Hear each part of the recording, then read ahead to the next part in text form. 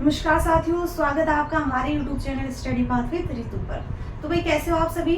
और अब तो जैसे आपका पेपर होने वाला है 13-14 को, सभी को पता चल गया होगा शिफ्टों का भी और अपने सेंटर का भी। जैसे सभी का सेंटर जयपुर ही आया है।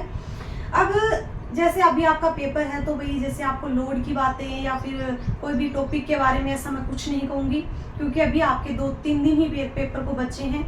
तो आप भी जैसे मैं कुछ बात करूँगी तो आप इसी से रिलेटेड करूँगी। जैसे कई हमारे जो बहनें थी, साथी हैं हमारे, उनका कमेंट था कि मैडम सत्य असत्य वाले जो क्वेश्चंस होते हैं इनमें हमारी सबसे ज़्यादा मिस्टेक होती है। एक होती है सबसे ज़्यादा, यानी कि हमारा जो सिलेक्शन में सबसे ज़्यादा रुकावट जो होती है वो किसकी होती है, नेगेटिव मार्किंग की। तो आज थोड़ी नेगेटिव मार्किंग की बात करते हैं। ये नहीं है कि आपके साथ ही होता है, अभी ये सभी के साथ होता है। और कोई जैसे ओवर माइंड होते हैं जो ये समझते हैं कि मेरे को तो सब कुछ ही आता है, या फिर जो मैं तुक्का लगाता हूँ वो सही होता है, उनके साथ ऐसा ही होता है हर बार कि उसको जैसे उससे स्कोर अच्छा रहता है, यानी कि उसने पेपर में स्कोर अच्छा कर लिया, पेपर में इसको स्कोर अच्छा था, लेकिन उसको नीचे कौन लेके आया, उसको नीचे लेके आई नेगेटिव मार्किंग। यानी कि उसके अच्छे खासे पेपर में नंबर बन रहे हैं, लेकिन उसका ओवर माइंड ये कह रहा कि ये क्वेश्चन सही है और ये मैं कर दूंगा तो सही होता है, क्योंकि मेरे हर बार तुक्के सही होते हैं। ऐसा नहीं होता, ये चीज़ मत मानना और ये चीज़ सोचना भी मत पेपर दो तब कि मेरे तुक्के हर बार सही होते हैं या मेरे तुक्के, हाँ मानती हूँ लक साथ देता है किसी किसी का, लेकिन आप ये चीज़ें पेपर में मत दिखाओ। लक साथ देता है, लक और जगह साथ दे लेगा, लेकिन जहाँ चीज़ें जो ये रहता है कि यहाँ ये चीज़ें उचित नहीं है, वहाँ उस चीज़ों का प्रयोग बिल्कुल भी मत करो। अब जैसे आप पेपर, जैसे ये पेपर है आपको, है ना, ये पेपर आ गया आपका, जैसे सीबीटी आपका ऑनलाइन एग्जाम है आपकी बार, तो पेपर आ जाता है तो आपको उसमें सबसे पहले क्या करना है कि क्वेश्चंस आते हैं, उसमें से आपको ये देखना है कि इसमें मेरे को राइट क्वेश्चन कितने आ रहे हैं, यानी कि जिसमें कोई डाउट नहीं है, चारों ऑप्शन सब कुछ पता है आपको, यानी कि उसकी जो अगर आपको उसकी टिप्पणी भी मांग ले, उसकी व्याख्या भी पूछ ले, वो भी आप बता सकते हो। यानी कि वो क्वेश्चन आपको राइट आ रहे हैं तो वो क्वेश्चन आपको पहले अटेम्प्ट करने हैं, यानी कि वो क्वेश्चन पहले करने हैं। और अगर उनकी संख्या अच्छी खासी बैठ रही है, आपका स्कोर अच्छा हो रहा है उनमें कि मेरे को क्वेश्चन अच्छे आ रहे हैं, यानी कि मैं इस पेपर में मेरा अच्छा प्रदर्शन रहा आपका, यानी 70 से ऊपर आप जा रहे हो या अच्छा स्कोर आपका बन रहा है इसमें, तो आप बिल्कुल भी मत सोचना कि मैं नेगेटिव मार्किंग की तरफ जाऊं या फिर मैं ये सोचूं कि यार मेरे थोड़े कम बन रहे हैं। तो आप जैसे आपने स्कोर तो आपने अपना डिसाइड कर लिया होगा कि मेरे को कहाँ तक जाना है।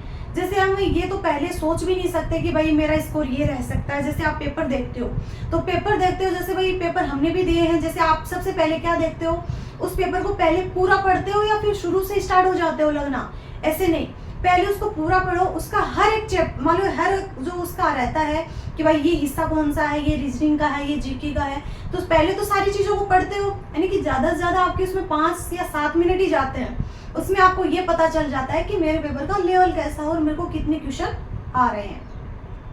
तो सबसे पहले क्या करना है, राइट क्वेश्चन ही करने हैं। अगर राइट क्वेश्चन में आपका स्कोर अच्छा बैठ रहा है तो नेगेटिव की तरफ बिल्कुल भी मत जाइए। हाँ, जिसका भी ये लग रहा है कि भाई मेरे तो राइट भी इतनी नहीं बैठ रही और अगर तुक्कों से मेरा लक साथ दे दे तो मेरा काम बन सकता है, तो वो इस चीज को कर सकता है कि भाई हाँ मैं नेगेटिव में ले सकता हूँ। और अगर आपको लगता है कि 4 ऑप्शन है, उसमें से 2 ऑप्शन है, 4 ऑप्शन है, उसमें से आप देखो कि ये ऑप्शन ऑटोमेटिक कट गए, इन दोनों में से कुछ मेरे को डाउट हो रहा है कि ये हो ही नहीं सकता, कि भाई इन दोनों में से एक है, तो इसमें से थोड़ा थोड़ा डाउट रहता है कि यार ये तो इसके आसपास ही नहीं रहता, यानी कि उस शब्द पे जाइए जो पूछ रहा है, उस शब्द पे जाना है जो पूछ रहा है, और उससे रिलेटेड इसके आसपास कुछ है क्या, यानी कि लग रहा है कि आपको कि आंसर हो सकता है, तो आप इस पे करिए, वरना आप बिल्कुल भी उस चीज को मत छेड़िए। लेकिन जिनका नहीं बन रहा वो वही कर सकता है। बाकी दूसरा क्वेश्चन क्या था कि सत्य और असत्य, ठीक है, गलत कथन और सही कथन के बारे में काफी क्वेश्चन पूछे जाते हैं, तो उसमें सत्य असत्य में से क्या करना, भाई कंफ्यूजन हम भी होते हैं इन चीजों में। तो सत्य असत्य वाले में जैसे सत्य कथन पूछता है आपसे कि क्वेश्चन दे दिया आपको कि निम्न में से सत्य कथन है, तो सत्य कथन है ना, उसमें से सबसे पहले आप उल्टा लो। मेरा तो यही मानना है कि आप उसमें उल्टा लो, यानी कि सही पूछे वहां आप गलत देखो। सही पूछ रहा है कि निम्न में से सत्य कथन है, तो सत्य कथन है उसमें से आप ये देखो कि गलत कौन सा है इसमें से, तो गलत कौन कौन से हैं वो छट जाएंगे, उसके बाद में सत्य तो अपने आप बच जाएगा। वैसे ही आपको पूछा जाता है कि निम्न में से गलत कथन है, तो गलत कथन है वो तो एक ही कथन है, बाकी सत्य कथन तो देख लो कि आप बाकी सत्य हैं क्या, जो सत्य आपको लग रहे हैं वो अलग छट जाएंगे तो असत्य अपने आप बच जाएगा। तो ये इसमें बेस्ट लगता है भाई मेरे को, सत्य असत्य और सही गलत में, कि आपको जो पूछा जाता है उसके अपोजिट जाइए।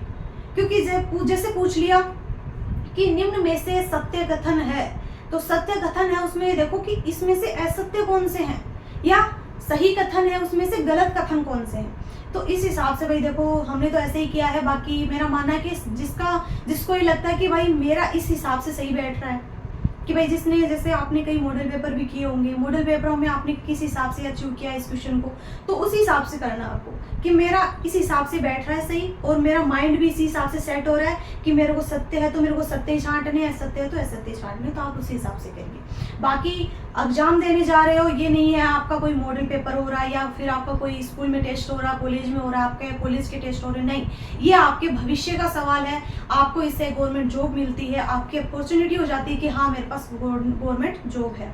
तो इस चीज़ को हल्के में मत लेना भाई, ठीक है, हल्के तो वैसे भी नहीं हो आप। तो आपको ये चीज़ें अच्छे से वहाँ पे करनी है।